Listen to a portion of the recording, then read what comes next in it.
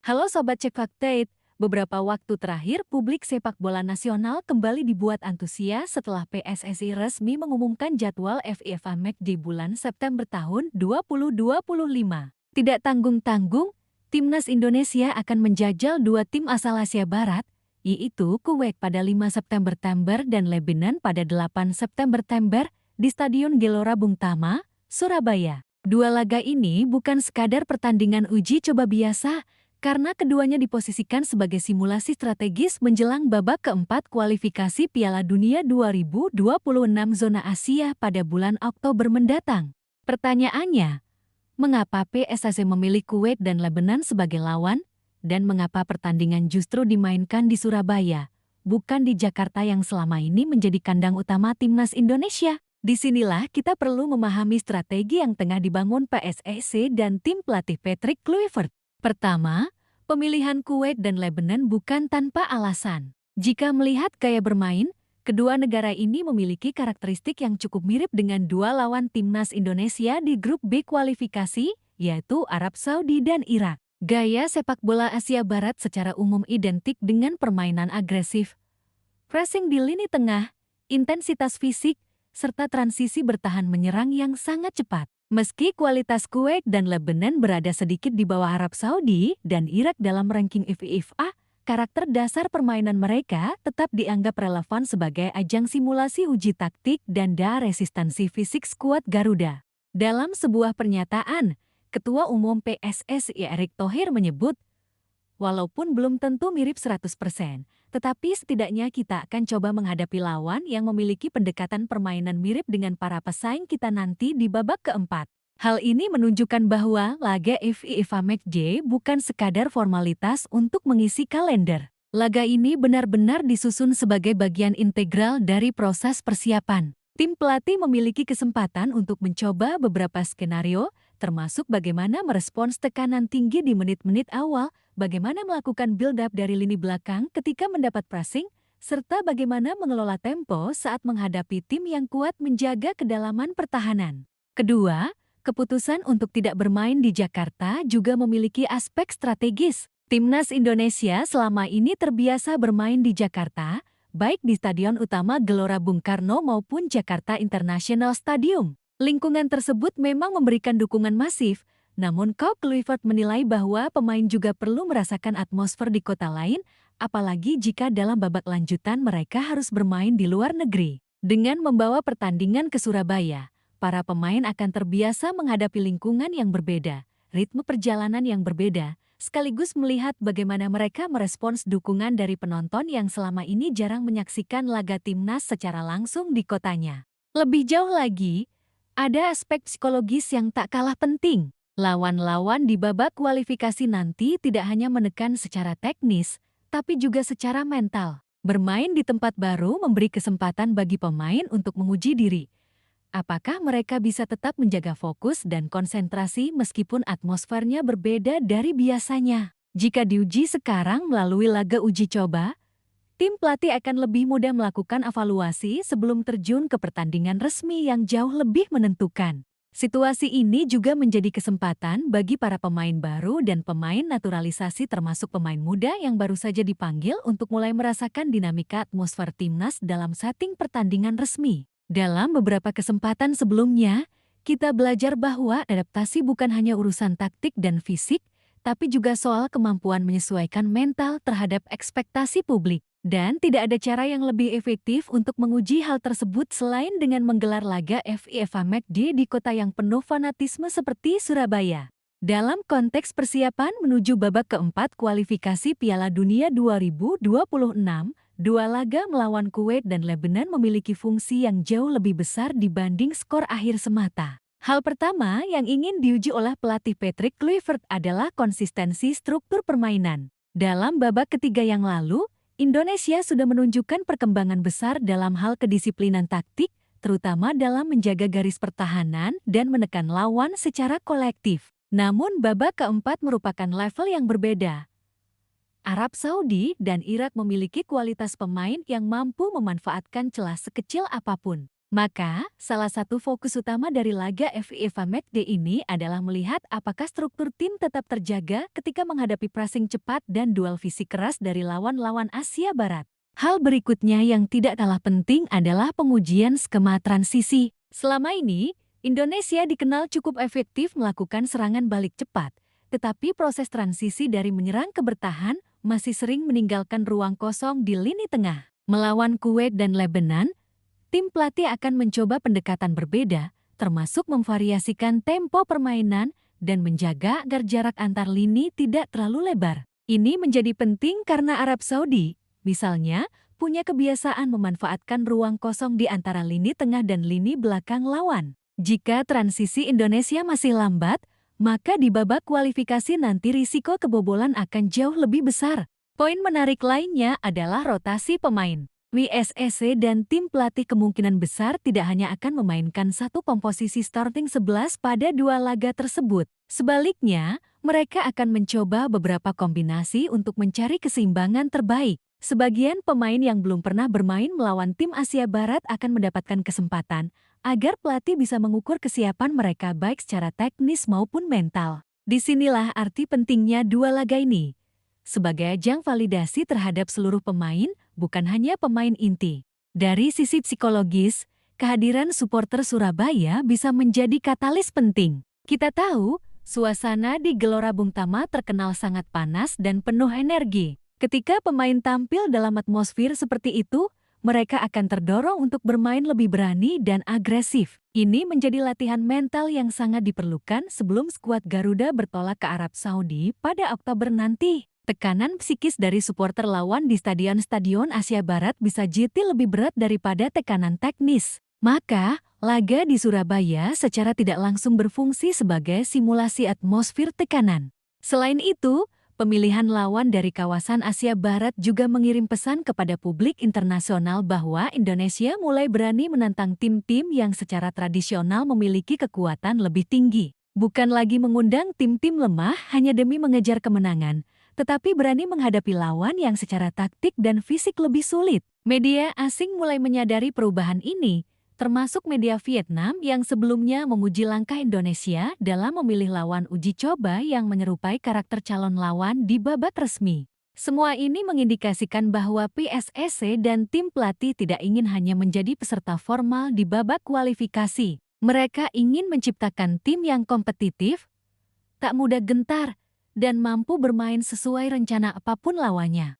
Dalam proses persiapan menuju babak keempat kualifikasi Piala Dunia 2026, laga uji coba menghadapi Kuwait dan Lebanon juga menjadi momentum penting untuk mengukur ketahanan taktik saat menghadapi variasi strategi lawan. Kuwait cenderung bermain dengan pressing tinggi dan direct pass, sementara Lebanon lebih sering memainkan pola bertahan menunggu lalu memanfaatkan kesalahan lawan melalui serangan balik cepat. Dua gaya tersebut sejatinya merepresentasikan dua karakter yang kerap ditunjukkan Arab Saudi dan Irak. Karena itu, bagi Patrick Kluivert, ini merupakan kesempatan ideal untuk melihat bagaimana timnas Indonesia merespons dua pendekatan taktik berbeda dalam interval waktu yang sangat dekat. Di dalam sesi latihan tertutup, beberapa pengamat menyebut bahwa tim pelatih tengah menguji skema alternatif dengan 3 gelandang bertahan saat menghadapi pressing agresif Kuwait. Langkah ini disiapkan sebagai simulasi menghadapi Arab Saudi yang dikenal memiliki lini tengah yang kuat dan mampu menutup ruang sejak garis pertama. Bila skema tersebut berjalan baik saat uji coba, bukan tidak mungkin Kluivert akan menerapkannya di babak kualifikasi nanti. Sebaliknya, saat melawan Lebanon, fokus tim kemungkinan besar akan diarahkan pada mengasah kesabaran dalam membangun serangan, serta memastikan bahwa semua pemain tetap disiplin menjaga struktur ketika kehilangan bola. Hal semacam ini sangat penting karena Irak adalah tipe tim yang bisa menghukum lawan dari situasi miskomunikasi kecil. Pada level individu, dua uji coba tersebut juga menjadi panggung penting bagi sejumlah pemain muda dan naturalisasi baru untuk membuktikan diri. Nama-nama seperti Ever Jenner, Rafael Struijk, maupun Miliano Jonathans jika proses administrasinya selesai lebih cepat berpotensi dimainkan agar pelatih mendapatkan gambaran siapa saja yang paling siap secara mental bermain di bawah tekanan. Tim pelatih kabarnya juga akan memperhatikan detail-detail kecil seperti bagaimana pemain melakukan reposisi ketika lawan melakukan switch F-play atau bagaimana pemain melakukan komunikasi antar lini dalam situasi bertahan. Hal lain yang menjadi perhatian adalah bagaimana timnas Indonesia akan mengatur pola serangan dari sisi sayap ke zona tengah. Ketika menghadapi Lebanon nanti, Indonesia kemungkinan akan mendominasi penguasaan bola. Namun Lebanon punya tipikal bertahan dengan dua lapis garis pertahanan yang cukup rapat, membuat jalur masuk ke kotak penalti menjadi sempit. Salah satu cara untuk membongkar pertahanan seperti ini adalah dengan memainkan kombinasi cepat dari sayap lalu memotong ke tengah pola yang mungkin akan dimatangkan melalui laga uji coba ini. Dengan demikian, pertandingan melawan Lebanon bukan hanya menjadi ajang menguji stamina dan mental, tetapi juga menjadi simulasi teknis menghadapi pola bertahan serupa dari Irak. Jika kita melihat ke belakang, timnas Indonesia terkadang kesulitan menghadapi tim yang bertahan sangat dalam. Dalam laga-laga sebelumnya, pada babak ketiga kualifikasi, beberapa peluang tercipta justru saat Indonesia melakukan serangan balik ketimbang saat mereka menguasai bola. Artinya, Indonesia masih perlu mengasah kemampuan membongkar pertahanan dalam keadaan menyerang. Laga melawan Lebanon bisa menjadi momen ideal untuk melatih kemampuan tersebut secara nyata. Yang menarik, suasana Surabaya bisa memberi energi tambahan dalam uji coba ini. Stadion Gelora Bung Tama dikenal memiliki atmosfer yang bisa mendorong intensitas permainan. Para pemain akan menjadi lebih berani melakukan duel, lebih agresif melakukan pressing, dan lebih cepat merespons perubahan situasi. Ini sangat penting karena dalam kualifikasi nanti, pemain dituntut untuk selalu siap mengubah pendekatan dalam situasi yang sangat dinamis. Dengan kata lain, Surabaya menjadi laboratorium psikologis yang sangat tepat sebelum skuad bertolak ke Arab Saudi. Pada saat bersamaan, publik sepak bola Indonesia tentunya juga akan mengamati bagaimana kolaborasi antar pemain di dua pertandingan ini. Apakah visi bermain antar lini sudah terkoneksi? Apakah koordinasi antara lini tengah dan lini belakang sudah terjalin dengan baik? Semua itu akan terlihat secara nyata di dua laga FIFA Matchday ini. Tim pelatih tentu berharap bahwa setelah dua laga tersebut, mereka mendapatkan gambaran lebih jelas mengenai starting 11 alternatif pemain cadangan, serta pola taktik yang paling efektif untuk menghadapi Arab Saudi dan Irak. Selain aspek taktis dan mental yang sedang dipersiapkan melalui laga FIFA Matchday melawan Kuwait dan Lebanon, ada satu faktor penting lain yang tak boleh diabaikan, yaitu sinkronisasi chemistry antar pemain. Dalam tim nasional yang terdiri dari perpaduan pemain lokal dan pemain keturunan, proses penyatuan visi dan gaya bermain membutuhkan waktu serta intensitas pertandingan yang cukup. Dua laga uji coba ini memberikan ruang bagi seluruh pemain untuk membentuk pemahaman satu sama lain. Kapan harus menekan, kapan harus turun membantu, dan kapan harus memperlambat tempo. Biasanya, ketika sebuah tim menjalani pertandingan latihan secara internal, kendala koordinasi belum terlalu tampak karena kedua kubu sudah saling mengenal karakter masing-masing. Namun, ketika menghadapi lawan yang benar-benar berbeda gaya, semua proses berpikir harus berlangsung secara cepat dan real time. Inilah mengapa PSSI dan tim pelatih memilih negara yang memiliki gaya bermain yang cenderung agresif, karena tujuan utamanya adalah menstimulasi pemain untuk berpikir dan bergerak lebih cepat sepanjang pertandingan. Jika para pemain bisa bekerja sama secara instan ketika mendapatkan tekanan, itu artinya koordinasi di lapangan mulai terbentuk dengan baik. Dalam konteks itu, Kuwait akan menjadi ujian pertama terkait konsistensi ritme permainan. Lawan ini dikenal sebagai tim yang tidak segan melakukan tackle dan duel udara keras sejak awal pertandingan, serta cenderung menaikkan intensitas di 20 menit awal untuk membuat lawan kehilangan fokus. Bagi Indonesia, fase ini menjadi semacam tes konsentrasi di mana pemain harus mampu bertahan dari tekanan, sembari terus menjaga struktur defensif. Setelah fase awal dilalui dengan baik, barulah permainan menyerang bisa mulai dibangun secara lebih leluasa. Beberapa analis dari media internasional menyebut bahwa kehadiran nama-nama seperti Tom He dan Marcelino Ferdinand akan menjadi kunci di sektor tengah. Mereka bukan hanya memiliki kemampuan distribusi bola yang baik, tetapi juga punya mobilitas tinggi dalam melakukan tekanan terhadap lawan. Bila dua ini mampu mengontrol tempo permainan, maka Kuwait akan dipaksa bertahan lebih dalam dan kehilangan momentum serangannya. Disinilah pengalaman bermain di level Eropa bisa memberi keuntungan besar bagi tim nasional Indonesia. Sementara itu, Lebanon memiliki karakter berbeda. Mereka punya kecenderungan menahan permainan dan menjaga garis pertahanan tetap rapat, terutama jika bermain sebagai tim tamu. Taktik semacam ini membutuhkan kesabaran dari tim lawan untuk membongkar pertahanan mereka. Sebab jika Indonesia terburu-buru dan kehilangan bola di area tengah, Lebanon justru akan memanfaatkan kesempatan melakukan serangan balik cepat melalui sisi sayap. Dalam pertandingan seperti ini, penguasaan bola saja tidak cukup. Koordinasi antar lini ketika kehilangan bola juga menjadi elemen yang sangat krusial. Karena itulah uji coba melawan Lebanon dianggap oleh tim pelatih sebagai sarana untuk melatih disiplin dalam fase transisi negatif. Kondisi ini juga menjadi waktu bagi lini belakang Indonesia untuk menunjukkan soliditasnya. Pemain seperti Jordi Amat dan Sandy Walsh diharapkan mampu memimpin lini pertahanan dan memberikan instruksi yang jelas kepada rekan-rekan lainnya tentang posisi dan zona penjagaan. Ketika menghadapi tim seperti Lebanon yang sering mengirim bola-bola diagonal ke depan, komunikasi antar bek dan gelandang bertahan harus terjalin sempurna. Jika tidak, maka celah kecil akan dengan mudah dimanfaatkan lawan untuk menciptakan peluang.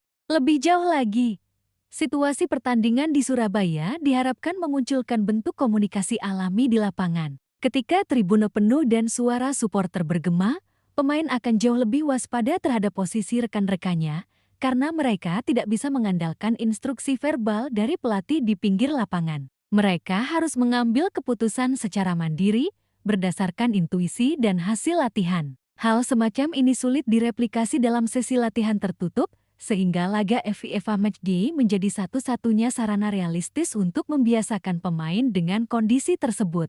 Setelah menyelesaikan analisis mendalam mengenai bagaimana dua laga FIFA Matchday ini akan dimanfaatkan untuk mengasah struktur, transisi, dan koordinasi tim, kita juga perlu melihat bahwa pertandingan ini memiliki dimensi strategis yang lebih luas dalam konteks perencanaan jangka panjang PSSI. Dalam beberapa tahun terakhir, PSSI mencoba mengubah budaya bahwa timnas hanya berkumpul menjelang turnamen. Dengan memanfaatkan kalender FIFA secara maksimal, PSSI ingin memastikan bahwa tim memiliki ritme pertandingan internasional secara teratur, sehingga proses pembentukan identitas dan gaya bermain menjadi lebih natural, bukan hasil dari persiapan yang terburu-buru.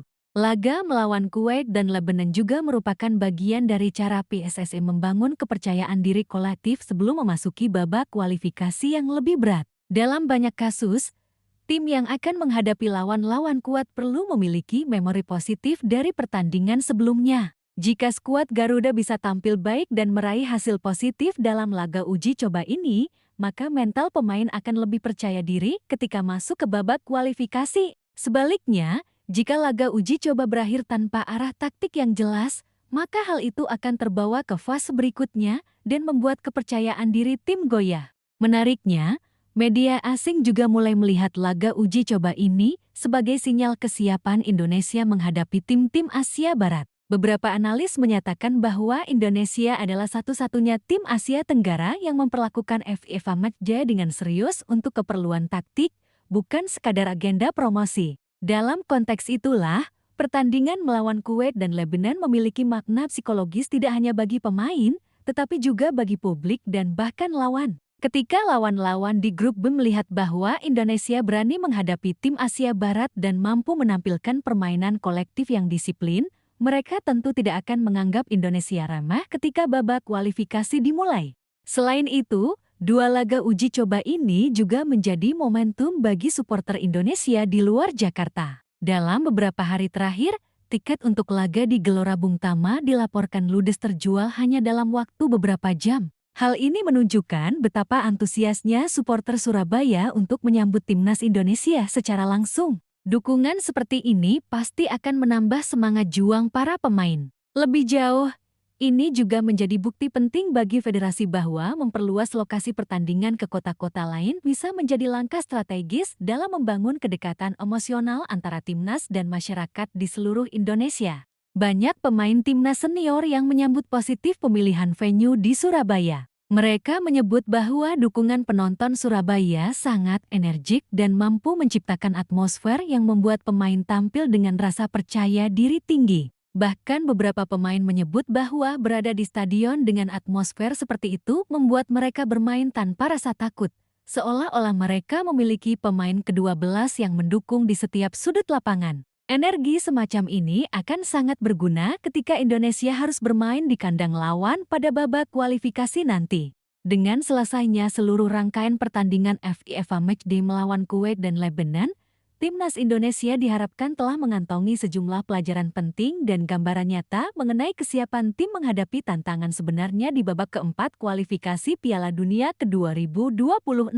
Namun sesungguhnya, lebih dari sekadar hasil di papan skor, dua laga tersebut menghadirkan sejumlah catatan strategis yang dapat menjadi fondasi kuat bagi langkah selanjutnya. Pertama, pertandingan uji coba ini memberikan data real bagi tim pelatih mengenai kekuatan dan kelemahan tim saat menghadapi gaya bermain khas Asia Barat. Tidak lagi hanya melalui analisis video atau simulasi latihan, tetapi melalui pengalaman nyata yang dialami pemain di lapangan. Ketika dua tim seperti Kuwait dan Lebanon mampu memaksa Indonesia bertahan cukup dalam pada fase-fase tertentu, situasi itu sebenarnya menjadi ajang pengujian kedisiplinan, koordinasi, dan kesiapan fisik seluruh pemain. Dari sanalah pelatih Patrick Kluivert kemudian bisa melakukan penyesuaian spesifik baik dalam struktur lini, pilihan pemain inti, maupun dalam rencana skema ketika melawan Arab Saudi dan Irak nanti. Kedua, dua laga ini juga secara perlahan membangun kepercayaan diri kolektif. Secara psikologis, ketika sebuah tim sudah terbiasa menghadapi lawan yang lebih kuat dan mampu bertahan dengan baik sepanjang pertandingan, maka rasa takut terhadap nama besar lawan mulai terkikis. Pemain menjadi lebih berani membawa bola, lebih percaya diri mengeksekusi taktik, dan tidak terburu-buru ketika menghadapi momen kritis. Ini berbeda dengan situasi beberapa tahun lalu, di mana timnas sering terlihat gugup saat menghadapi tim-tim Asia Barat.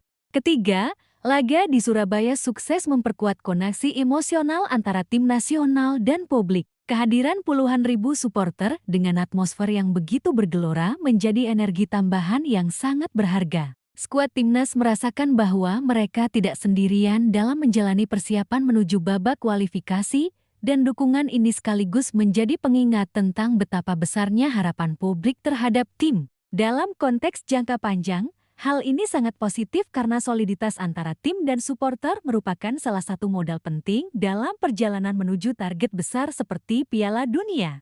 Keempat, pilihan rotasi yang digunakan pelatih di dua laga tersebut memberikan gambaran jelas siapa saja pemain yang siap secara mental dan siapa yang masih membutuhkan waktu. Dari sanalah akan lahir komposisi pemain utama yang tidak hanya didasarkan pada reputasi, tetapi berdasarkan kesiapan nyata di lapangan. Beberapa pemain muda mungkin akan mengejutkan banyak pihak karena tampil sangat tenang dan efektif dalam menghadapi lawan tangguh. Sebaliknya, ada juga pemain yang mungkin perlu mendapatkan porsi latihan tambahan sebelum diturunkan dalam laga resmi. Semua ini menjadi bagian penting dari proses pembentukan tim yang solid. Jika kita melihat semua catatan tersebut secara menyeluruh, maka dapat disimpulkan bahwa laga uji coba melawan Kuwait dan Lebanon bukan sekadar bagian dari kalender FIFA, tapi merupakan laboratorium taktik dan mentalitas bagi timnas Indonesia. Dengan demikian, ketika memasuki babak keempat kualifikasi melawan Arab Saudi dan Irak, tim sudah memiliki referensi pengalaman yang nyata tentang bagaimana merespons gaya bermain lawan dan bagaimana menjaga konsistensi selama 90 menit. Pada akhirnya, dua hal inilah yang akan menjadi kunci utama jika Indonesia ingin melangkah lebih jauh, disiplin terhadap rencana taktik dan komposisi pemain yang benar-benar siap secara mental. Sobat Cekaktate, perjalanan menuju Piala Dunia memang panjang dan penuh tantangan. Tetapi dengan persiapan yang terukur, lawan uji coba yang tepat, serta dukungan penuh dari publik, timnas Indonesia memiliki peluang nyata untuk menulis sejarah baru. Dua laga melawan Kuwait dan Lebanon mungkin hanya terlihat sebagai uji coba biasa di kalender FIFA. Namun bisa jadi di kemudian hari kita akan melihatnya sebagai titik awal sebuah perubahan besar. Sekarang, pertanyaannya tinggal satu. Apakah kita siap berdiri bersama tim ini, melewati setiap fase, hingga mimpi itu benar-benar menjadi nyata?